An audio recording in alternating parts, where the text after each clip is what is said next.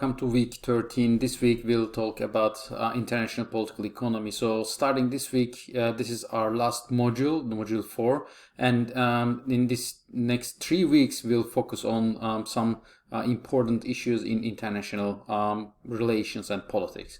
So I don't want to lose time. So today we'll cover 3 to 4 different things. So we'll first visit the political economy and international political economy, and then we'll go through 3 main school of thoughts in international political economy, and then we'll look at the global trends, the current situation, and then finally we'll focus some of the critique of the current dominant system in international political economy. So starting with the definitions. So political economy is about politics and economy, the relationship between those two domains. And it's very important from the political science perspective because when you think about it, almost all policies that we have been addressing since the beginning of the semester has to have an economic base, because otherwise it's almost impossible to accomplish anything in the political realm. So this is a very important aspect of it. But on top of that, of course, what makes it international is we political economy at the global system. So we are focusing on the relations between different nation states. So the trade relations, foreign direct investment, finance, capital. So all of these things are actually in the realm of international political economy. So basically, we are talking about the international political economy looks at political economic relations at the international level. And I already mentioned that there are 3 main school of thoughts. The very first one is, I think I kind of ordered them kind of chronologically. It all starts with the more nationalist, economist nationalist perspectives. They are also called mercantilist or realists. So basically in this school of thoughts, states are the main actors. So they are rational actors in international relations, and they are concerned about their wealth and power. So and the wealth of power of the state, of course, we are talking about here. So states should be concerned with relative power in the global economy, because international politics, according to the school, is a zero-sum game. So basically, they are focusing on the individual, or let's say the state interest only. So states should not necessarily hesitate to go into conflict if their main interest is in danger.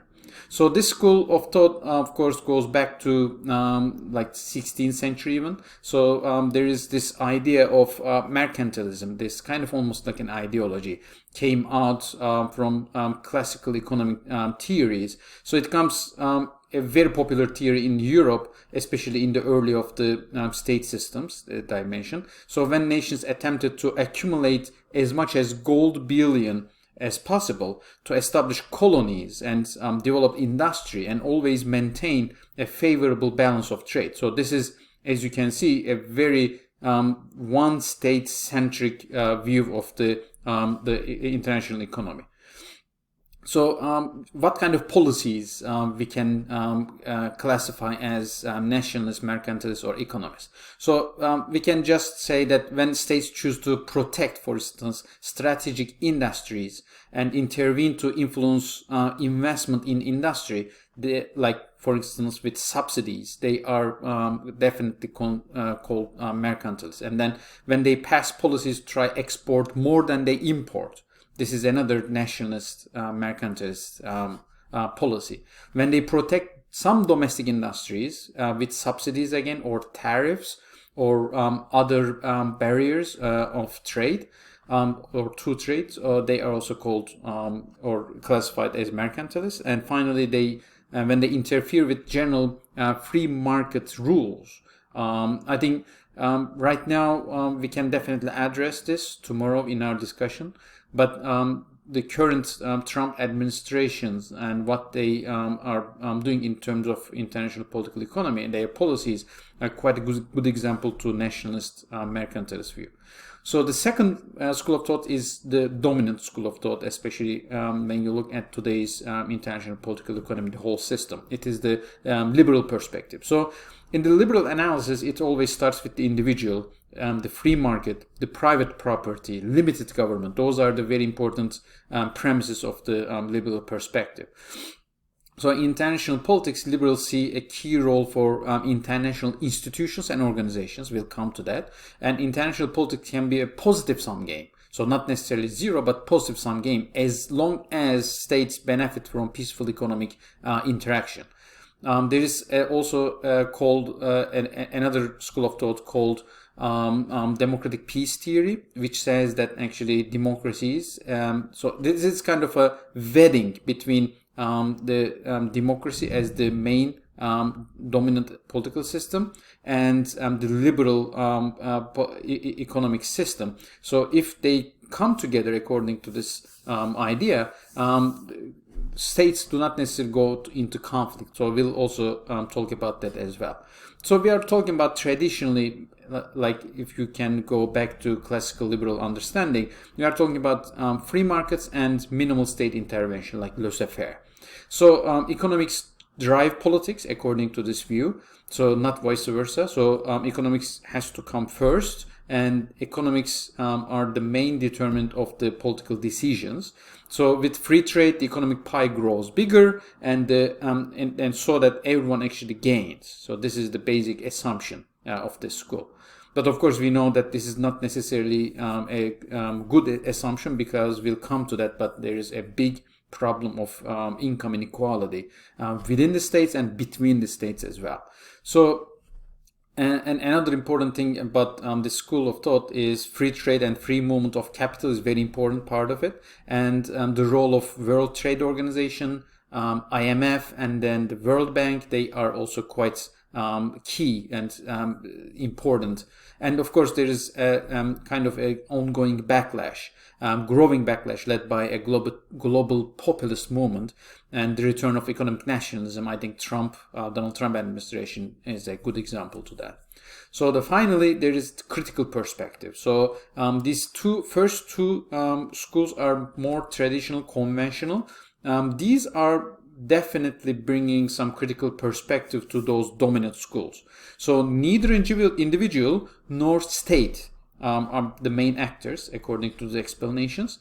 So the critics look at the history of class, the social class relations, and power relations between the north and south geographically. So northern states are more dominant, more wealthy, and of course they are have a very long history of colonizing the southern states. We are talking about Middle Eastern states, Latin American states, Asian states. And then they are kind of looking at the nature of capitalism and bringing some critical perspective on that.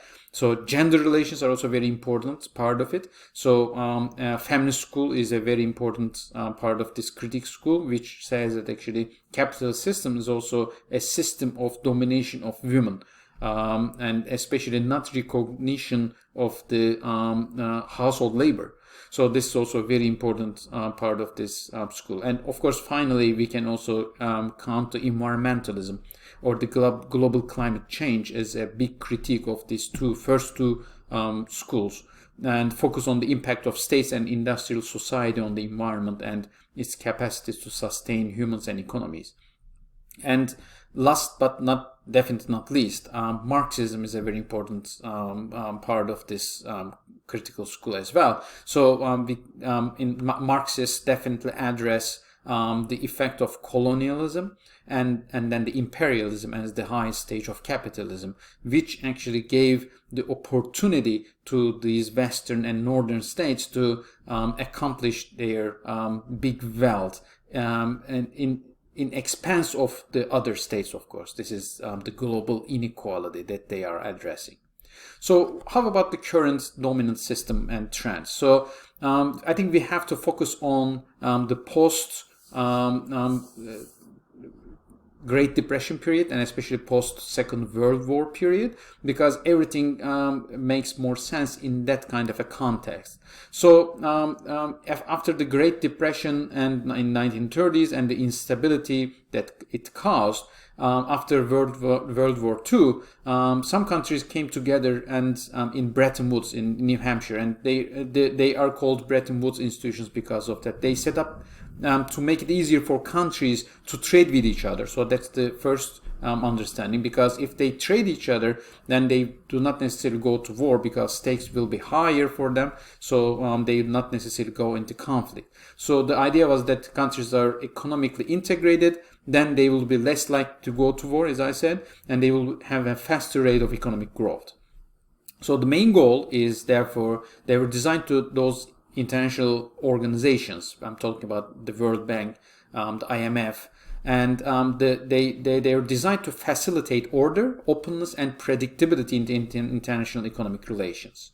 So with respect to internal decision-making procedures, though, the influence within the World Bank and IMF is based on the amount of the funds each member state pays into the institution. So therefore, the world's most affluent countries, like the United States, Germany, Japan, the United Kingdom, France, are the major powers within those Bretton Woods institutions. So this is very important because we are talking about an asymmetric relationship between those developed countries and developing countries. I think this is very basic, and you need to understand and know that. So the period right after the World War II is sometimes referred also as embedded liberalism. So the reason for that is actually countries accepted some sort of state intervention, high taxes on the rich especially, and the growing welfare states in those times. But then when, especially in the 1970s, when the capitalism got into crisis after crisis, those nation states started to a period called neoliberal period, reducing role of state in the market and some more free movement of goods and capital, but not necessarily people at that time. So this arguably led to a backlash. So anti-globalization movements, for instance, started in the late 1990s. And then 2001 dot-com economic crash, and then of course you all know 2008 financial crisis. All of these crises and crises caused actually the growth of, or the emergence of, the rise of the populist nationalism. So expressed, for example, in economic nationalism of the Trump administration again. So I don't necessarily have much time, but if you look at the specifics of the World Bank. So the World Bank was assigned to task of extending long-term loans to countries of the purpose of funding. And then now there are 189 member countries. So the structure and voting procedures of the World Bank give the most powerful countries a larger portion of the vote. And the United States is the main actor in this. It has the veto over change in bank structure. So there are two major roles of the World Bank. So it loans only to developing countries for development projects, and advising the developing countries from research on development policy. And IMF, the International Monetary Fund, so the role is to enable the global financial stability. So surveillance of global economy and countries' macro policies, a very important role, and providing policy advice and technical assistance, and the lender of last resort for the managing stabilization funds. So, and finally, the World Trade Organization. So first, actually, it was called the General Agreement of Tariffs and Trade. And then I think in 1995, it was founded. And now it has 164 member states. And following World Trade Organization rules and GATT rules, like previous trade agreements, and negotiating new rules and new trade agreements are main functions of the World Trade Organization.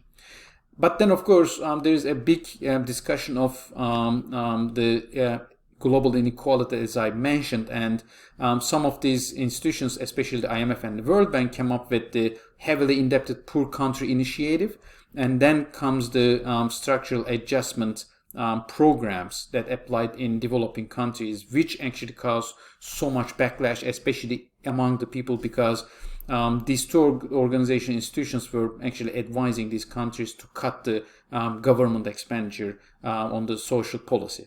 So I'm almost out of time. I have to cut here, but tomorrow we'll continue to talk about these very important things, especially more critical view of the current trends and the system in international political economy. So I will see you all tomorrow, and have a nice day. Take care.